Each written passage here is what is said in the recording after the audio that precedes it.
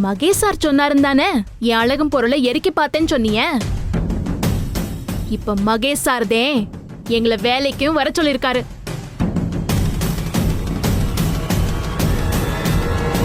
நீங்க ஏதாவது கேக்குறதா இருந்தா மேல போய் அவர்கிட்ட கேளுங்க. இந்த விஷயத்துல மகேஷ் சார் இல்ல, யார் வந்தாலும் நான் உங்களை விட மாட்டேன்.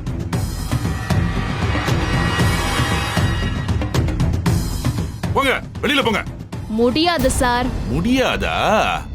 ஒழுங்கு மரியாதையா சொன்னா போக மாட்டீங்க. கழுத்தை புடிச்சு வெளியில தள்ளுறேன், அப்பதான் போவீங்க. என்ன சார், நேத்து வாங்கினது மறந்து போச்சா?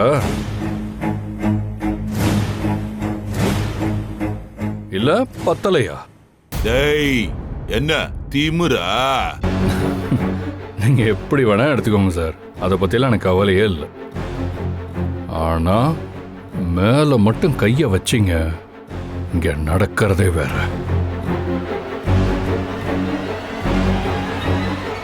ஓ, மகேஷ் சார் இருக்கிற தைரியம் உங்க 2 பேருக்கும் ஒரு முடிவு கட்டாம இங்க வேலை நடக்க போறதில்ல.